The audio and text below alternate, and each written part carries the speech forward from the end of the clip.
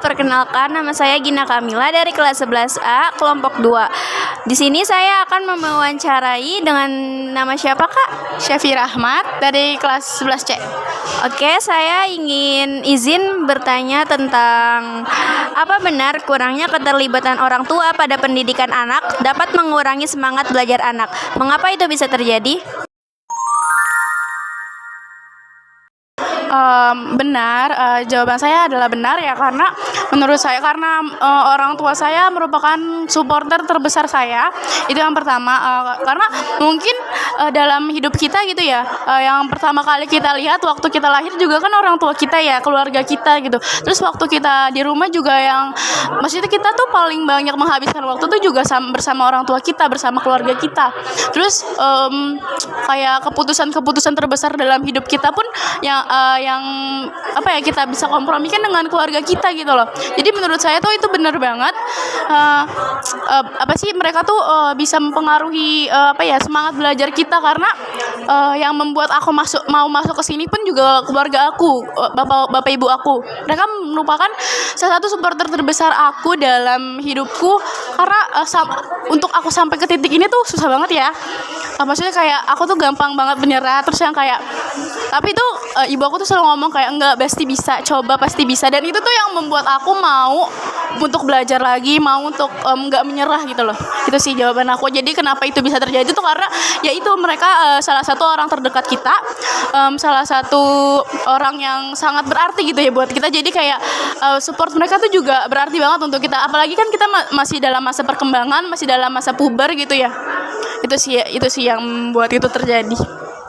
Jadi aku akan lanjut ke pertanyaan kedua. Apakah ada kendala yang Anda alami akibat berbagi gedung dengan lembaga lain? Jika ada, apa saja kendalanya? Ada banget ya, itu merupakan salah satu kelemahan dari ini kali ya, sekolah ini kali ya, karena kita tuh udah dimana kita di lantai 4 satu gedung dengan beberapa lembaga. Enggak ya, satu lembaga doang ya. Kita tuh berbagi gedung, terus habis itu kita ada di lantai paling atas, dan itu sangat amat capek. Habis itu mungkin kalau misalkan kita pas naik ke atas kan kita kan selalu melewati gedung AKG ya. Dan itu tuh menurut aku tuh karena merekanya lebih tua ya, jadinya tuh feel-nya tuh nggak enak aja sih, kayak kita tuh rasanya tuh kayak nggak menghormati gitu ya, soalnya kita kayak memunggungi mereka gitu loh. Jadi aku nggak enak aja. Terus habis itu paling tuh keresahan terbesar aku tuh waktu kita mau ke kantin kita kan di lantai 1. Terus habis itu apalagi kalau misalkan kantin kan kita kan jam makan siang kan juga bareng jam makan siang sama orang-orang kantoran. Nah, karena di sini dekat dengan departemen luar negeri. Nah, orang-orang departemen luar negeri ini tuh pada ke kantin kita. Terus habis itu mereka tuh juga enggak cuma makan aja di situ, mereka juga merokok. Itu tuh yang membuat aku tuh resah banget ya, karena aku tuh salah satu orang yang enggak suka bau rokok. Jadi itu sih yang membuat itu keresahan itu. Oke, terima kasih. Bagaimana menurut Anda cara merawat kamar mandi agar bersih?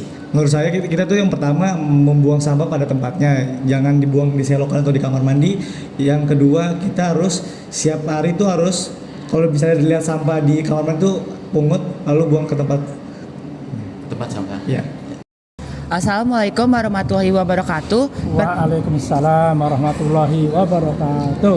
Perkenalkan, nama saya Yeremia Nikodemus dan saya di sini bersama Pak Sartono, dan saya akan mewawancarai beliau mengenai membawa kendaraan pribadi tanpa surat-surat yang diperlukan. Oke. Bapak, menurut Bapak apakah membawa kendaraan pribadi atau kendaraan bermotor tanpa SIM itu diperbolehkan? Tidak diperbolehkan. Apakah menurut Bapak untuk SMK Farmasi Puskesat sendiri sudah mematuhi peraturan tersebut?